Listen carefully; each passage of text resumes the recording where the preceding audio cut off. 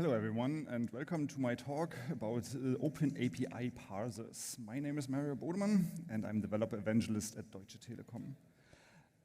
Let us start talking about the problem. The problem obviously is talking to each other. I mean, we don't have this too much into our conference today, but like in general, if we are in a company, we don't talk enough about things we are building. Especially like from the back end to the front end, there is like a communication gap. Usually we are trying to fix this communication gap by building specifications, right? We are just defining what does the backend do and how should this backend then like reply or answer on requests we're doing from the front end, and we are doing this using a so-called Open API specifications. In the old days, this was called Swagger, but we don't talk about this anymore. Now everything is Open API specifications.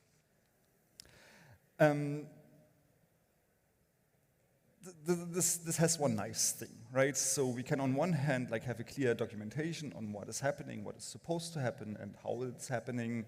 But what happens if we want to have rapid iteration, right? So like what happens if we want to have the specification immediately applied to our app without needing to rebuild it, without needing to actually have an engineer working on it to make the specification work? Well, the answer, like as we are at the DroidCon or at the FlutterConf, is obviously building an app, right? All the solutions and all of the problems we are having can be solved with writing an app. At least that's my statement where I'm coming from, and I think we can also build an app that reads the specification and generates its own UI based on the specification. So the background, and I'm going to go off slides a bit, is we are building our own 5G, right? So like we are building APIs for 5G, and they're rapidly iterating. So sometimes parameters change, sometimes in our test bed we need to adapt something. So the question is like, how do we adapt to these rapid changes without needing to rebuild? Or I just want to have an app that loads the YAML specification and adapts to it. So the answer is obviously already implied is I want to build a parser, right? I want to build a parser that reads the Open API specification, adapts to it, and in the end, like also updates the UI. But I'm missing one big point here in order for like having a great discussion about it, which is like, what is actually Open API specification? It's essentially a YAML file that defines how we want our APIs, our REST APIs or other to be defined. I'm going to go through some simple examples in this case. For this one, it will be sending an SMS. It comes with a header part, like the text you're seeing underneath the magenta color is actually part of the Open API specification, right? So you say which version you are specifying against, in this case it's 3.0, and you give it some information about like what is the specification about. In this case, like I said, it's the SMS APIs in a specific version number. Well, that's not really executable information, right? So this is just nice to know. But where do I define actually how the API interacts, or how do I interact with the API? This happens in the parse department of the YAML specification. Inside the parses, we can write the parses the specification actually specifies, which in this case is the messages endpoint or the path where I can then send post messages on. I can bring it a summary, but I also can like specify what are the expected responses from this endpoint. I'm glancing over the $refs because I have a specific part about this one, explaining a bit more what is a $ref inside OpenAPI specification. But just going through the top level keys we can have inside the specification is also the components part, where we say like, hey, I have things that are repeating. For instance, my security schemes are always in this specific form. Like it's always an authentication with the X API as a name. The type is API key. And where it is inside the header. I teased at it before, and now actually the time has come. You haven't had to wait too long. What are those dollar reference things we saw in the specification before? They're actually combining those two parts I was speaking about before, right? So you hopefully see it slightly in green up there. This is a reference as you know it from classic Java or even C++. It actually says, hey, whatever you want to put into this part of the object is inside the components part under this path I'm specifying here. So for instance, literally this means the request body you will find under the components value with the path request bodies and then send SMS request. The idea behind this is that we don't have to repeat it and like just have a specific way. Similar that we don't have to repeat it, but also add a bit more variance and interactivity to our specification is that we can actually use variables inside our specification. So for instance, if we are taking a look how in this case a send SMS request looks like, we can specify that the description from, like as the property should have a specific type of variable that can be filled in by the user or by somebody that uses those specifications. This is for the background information, just a bit more about OpenAPI specification to bring us on the same level. Now we can hopefully take this understanding and say like, okay, what do I need to do in order to actually build something inside Kotlin or the language of choice that parses this thing and actually builds something meaningful for me out of it. So let's go over the different steps I did in order to build the application. The application uses Kotlin X serialization for serializing the YAML file. It's like one of the common libraries in order to like parse JSON, but you can also use it with an extension to parse the YAML specification from OpenAPI. It uses Jetpack Compose, as we all should be using Jetpack Compose at some point, and the classic retrofit and OKHTTP. And on the side, you'll see just like a general definition on how I would create, for instance, the views inside Jetpack Compose. One thing I glanced over is like, how do you integrate a how do you integrate a Kotlin X serialization and YAML parsing? Luckily, there is already a library for this one. It's from Charles Korn on GitHub, which is called Camel. K-A-M-L, because it's Kotlin. Everything in Kotlin obviously needs to start with K, and it's YAML, so Camel. I don't know. It also reminds me of a different language, but don't mix it up. It's Camel with a K. And it works essentially how we would expect like parsing of a YAML file to look like in modern days. Right? I create the YAML object, and then I just say, hey, this is my text string. I want to convert it into my objects, then I can use, for instance, YAML.decode from string with the typed response I'm expecting. But also, we need to think about, like, okay, this thing does sadly not know anything about the references I was talking about. So we need to add a bit more to this parser. We can't just use the Camel parser here, but we need to think about the references inside the OpenAPI specification. I'm just going to go quickly also over this one, like how would you define actually in Camel a model that can be like modeled or that you can encounter inside an OpenAPI specification. In this case, it is for the API specification. It just says like essentially what I was also going for by the description before. What is it? What version do I talk to in the OpenAPI string? Which infos do I have? Which parsers do I have? This is the top level of the YAML we are seeing here, but expressed as Kotlin X serialization data models. But like I keep saying, right? So this is not all. I want to now also highlight how you are going through to actually like parse those references, right? So the first step is to take the string once you read it from a file or once you read it from the back end, like you get the response as the OpenAPI specification. It needs to be a string for Camel. You parse this thing once. just to get like all of the things out, right? So, and this is like one of the requests bodies we were talking about, and inside the model, I have to write that the reference is actually an optionable string, right? So it can be null, but if it's not null, it is in reference, and I need to specially parse it.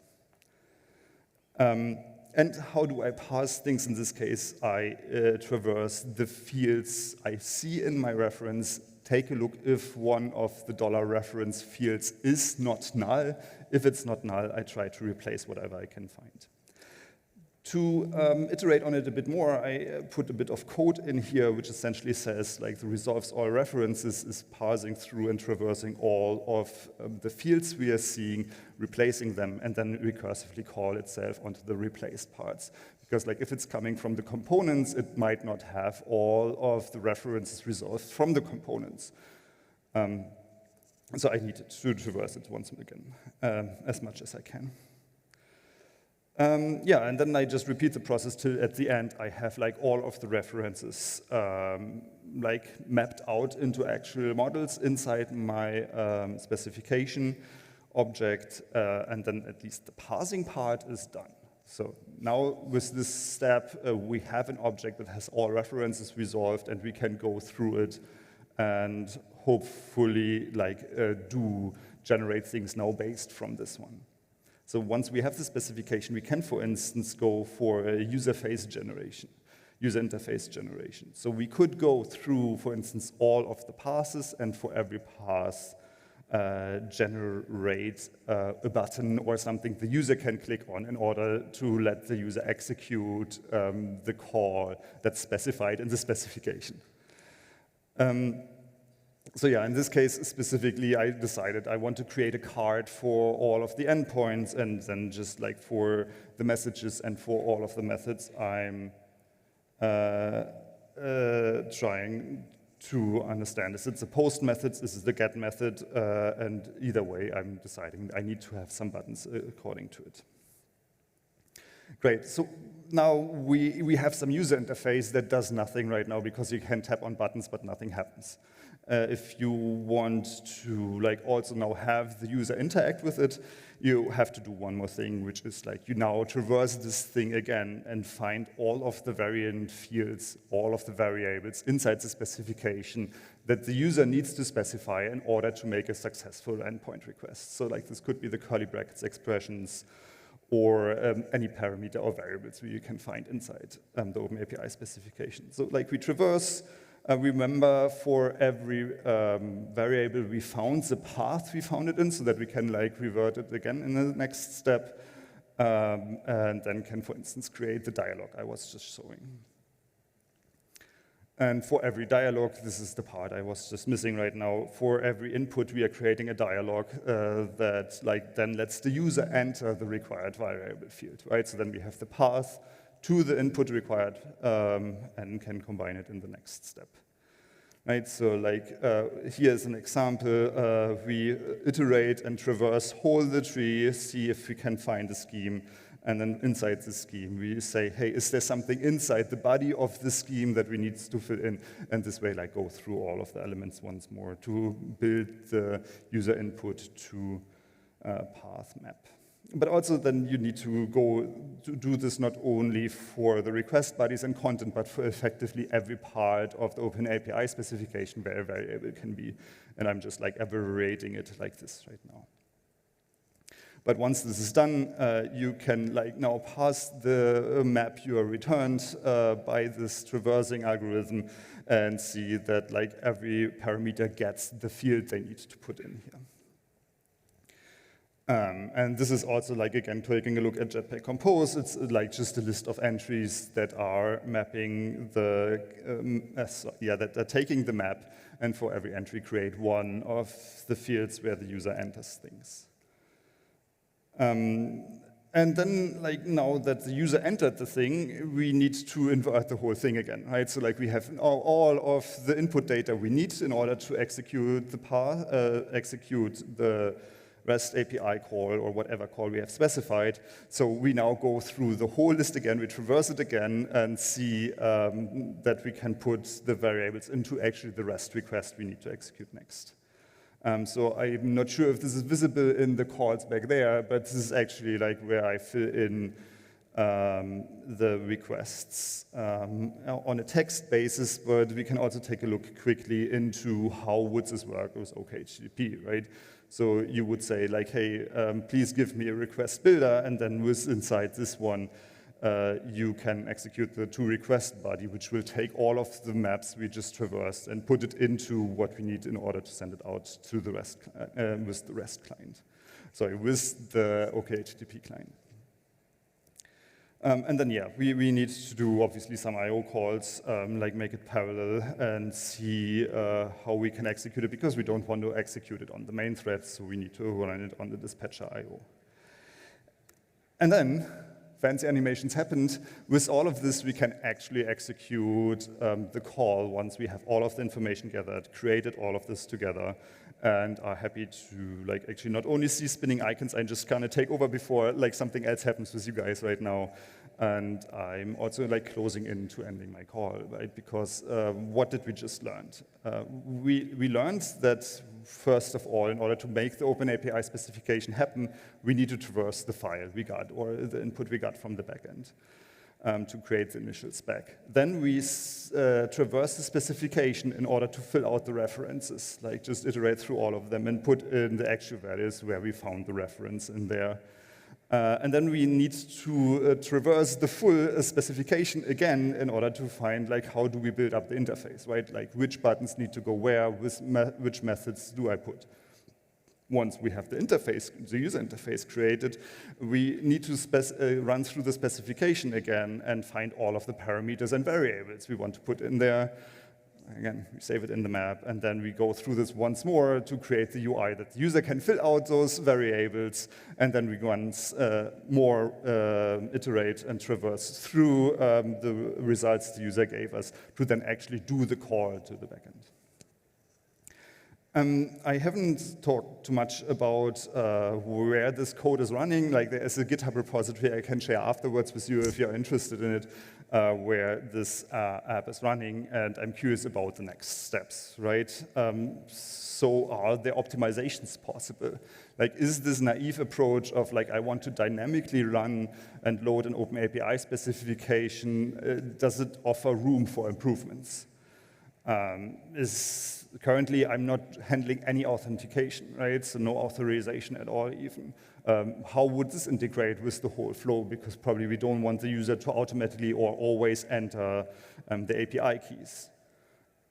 OpenAPI specifies that it's using Markdown for all of the descriptions and fields. So right now I have the magic abilities to read Markdown, but maybe it's easier to like also make it more visual and more appealing for the next one. And yeah, whatever you can think, right? Like now that like we have the understanding how the OpenAPI specification works and how we're traversing all of the things, is UI the only output we can do, or can we also like create a curl call based on the dynamics we are just creating? And like everything else we essentially can think of. And since I'm running out of my time, I'd love to open up for questions, ideas, and iterations on this topic, if you are okay with that. Thanks.